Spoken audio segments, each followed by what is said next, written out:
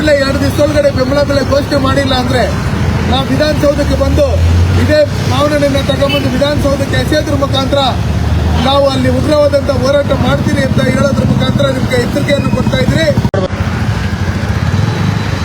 ಕರ್ನಾಟಕ ರಾಜ್ಯದಲ್ಲಿ ಮಾವು ಬೆಳೆಗಾರರಿಗೆ ಸಂಕಷ್ಟ ಎದುರಾಗಿರ್ತಕ್ಕಂಥದ್ದು ಕರ್ನಾಟಕ ಸರ್ಕಾರ ಬಂದಿದ್ದು ಕಣ್ಣಿದ್ದನ್ನು ಕೂಡರಾಗಿ ಕಿವಿದ್ದು ಕಿವುಡರಾಗಿ ಬಾಯಿದ್ದು ಕೂಡರಾಗಿರ್ತಕ್ಕಂಥ ಈ ಕರ್ನಾಟಕ ಸರ್ಕಾರ ರೈತ ವಿರೋಧಿ ನೀತಿಯನ್ನು ನಾನು ಮೊದಲಿಂದ ಕಳಿಸ್ತಾ ಬಂದಿದ್ದೀನಿ. ಏನು ಕರ್ನಾಟಕ ರಾಜ್ಯದಲ್ಲಿ ಬೆಳೆಯುವಂಥ ಮಾವು ಬೆಳೆ ದೇಶದಲ್ಲೇ ದೊಡ್ಡ ಮಾವಿನ ಮಾರುಕಟ್ಟೆ ಇರ್ತಕ್ಕಂಥ ನಮ್ಮ ಕೋಲಾರ ಜಿಲ್ಲೆಯ ಶ್ರೀನಿವಾಸಪುರ ತಾಲೂಕಿನಲ್ಲಿ ಇರ್ತಕ್ಕಂಥ ನಮ್ಮ ಚಿಕ್ಕಬಳ್ಳಾಪುರ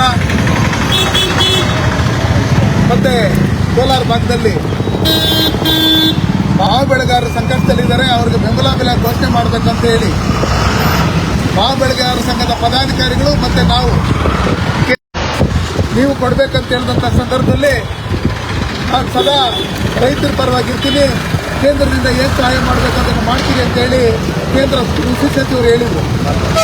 ಅದರಂತೆ ನಾವು ಶ್ರೀನಿವಾಸಪುರದಲ್ಲಿ ಹೋರಾಟ ಮಾಡಿದಂಥ ಸಂದರ್ಭದಲ್ಲಿ ಮಾವು ಬೆಳೆಗಾರರ ಸಂಘದ ಅಧ್ಯಕ್ಷರು, ನಮ್ಮ ಪಕ್ಷದ ಡಾಕ್ಟರ್ ವೇಣುಗೋಪಾಲ್ ಅವರು, ನಮ್ಮ ಮಾವು ಬೆಳೆಗಾರರ ಸಂಘದ ಅಧ್ಯಕ್ಷರು ಚಿನ್ನಪ್ರಡಿಯವರು ಎಲ್ಲ ರೈತ ಪರ ಸಂಘಟನೆಗಳವರು ಹೋರಾಟ ಮಾಡಿದಂಥ ಸಂದರ್ಭದಲ್ಲಿ ಇದೇ ಜಿಲ್ಲಾಡಳಿತ ಇನ್ನು 2 ದಿವಸದಲ್ಲಿ ನಾವು ಕೇಂದ್ರಕ್ಕೆ ನಾವು ಮನವಿಯನ್ನು ಮಾಡ್ಕೊಳ್ತೀವಿ. ರಾಜ್ಯ ಸರ್ಕಾರಕ್ಕೆ ನಾವು ಈಗಾಗಲೇ ಹೇಳಿದ್ದೀರಿ, ಸಿದ್ದರಾಮಯ್ಯನವರು ಕೇಳ್ತಾರಂತೆ ಮತ್ತೆ ಡಿಸ್ಟಿಕ್ ಮಿನಿಸ್ಟರ್ ಹತ್ರ ನಾವು ಕರ್ಕೊಂಡು ಹೋಗ್ತೀರಿ ಅಂತ ಹೇಳಿ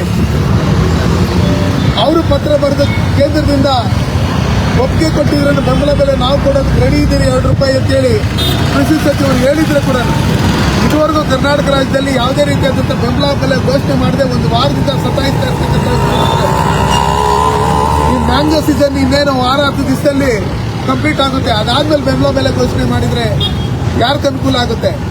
ದಯವಿಟ್ಟು ಸಿದ್ದರಾಮಯ್ಯನವರ ಸರ್ಕಾರ ಇವಾಗ ಆಗಲೇ ನಿಮ್ಮ ಸರ್ಕಾರದಲ್ಲಿರ್ತಕ್ಕಂಥ ಶಾಸಕರು ಮಂತ್ರಿಗಳು ನಿಮ್ಮ ವಿರುದ್ಧವಾಗಿ ಮಾತಾಡ್ತಾ ಇರ್ತಕ್ಕಂಥದ್ದು, ನಿಮ್ಮ ಭ್ರಷ್ಟಾಚಾರದ ವಿರುದ್ಧವಾಗಿ ಮಾತಾಡ್ತಾ ಇರ್ತಕ್ಕಂಥದ್ದು ಪ್ರತಿದಿನ ನಾವು ನೋಡ್ತಾನೆ ಇದ್ದೀವಿ.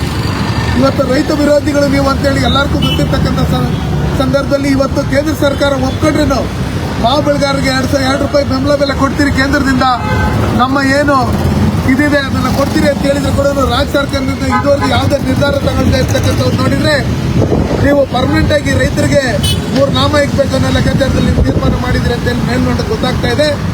ಅದಕ್ಕೋಸ್ಕರ ಏನು ನಾವು ಶ್ರೀನಿವಾಸಪುರದಲ್ಲಿ ಹೋರಾಟ ಮಾಡಿದಿರಿ, ಇವತ್ತು ನಾವು ಕೋಲಾರ ಹೈವೇಯಲ್ಲಿ ಹೋರಾಟ ಮಾಡಿದಿರಿ ಮಾವಿನಕಾಯಿ ಸುರಿದು. ನೀವು ಕೂಡಲೇ 2 ದಿವಸದೊಳಗಡೆ ಬೆಂಬಲ ಬೆಲೆ ಘೋಷಣೆ ಮಾಡಿಲ್ಲ ಅಂದ್ರೆ ನಾವು ವಿಧಾನಸೌಧಕ್ಕೆ ಬಂದು ಇದೇ ಮಾವನಹಣ್ಣನ್ನ ತಗೊಂಡ್ಬಂದು ವಿಧಾನಸೌಧಕ್ಕೆ ಎಸೆಯೋದ್ರ ಮುಖಾಂತರ ನಾವು ಅಲ್ಲಿ ಉಗ್ರವಾದಂತಹ ಹೋರಾಟ ಮಾಡ್ತೀನಿ ಅಂತ ಹೇಳೋದ್ರ ಮುಖಾಂತರ ನಿಮಗೆ ಎಚ್ಚರಿಕೆಯನ್ನು ಕೊಡ್ತಾ ಇದ್ರಿ. ಸಿದ್ದರಾಮಯ್ಯನವರೇ ಕೂಡಲೇ ಎಚ್ಚೆತ್ಕೊಂಡು ತೋಟಗಾರಿಕೆ ಸಚಿವರು, ಕೃಷಿ ಸಚಿವರು, ಅದಕ್ಕೆ ಸಂಬಂಧಪಟ್ಟಂತ ಮತ್ತೆ ಉಸ್ತುವಾರಿ ಸಚಿವರು ಎಲ್ಲರೂ ಕೂಡಲೇ ನಮ್ಮ ಮಾವು ಬೆಳೆಗಾರರಿಗೆ ಸಹಾಯ ಮಾಡಬೇಕು. ಮತ್ತೆ ಕೇಂದ್ರ ಸರ್ಕಾರದ ಜೊತೆ ಸೇರ್ಕೊಂಡು ನೀವು ₹4 ರಿಂದ ₹5 ಬೆಂಬಲ ಬೆಲೆ ಘೋಷಣೆ ಮಾಡಬೇಕಂತ ಹೇಳಿ ಮೂಲಕ ನಾನು ಒತ್ತಾಯ ಮಾಡ್ತೀನಿ.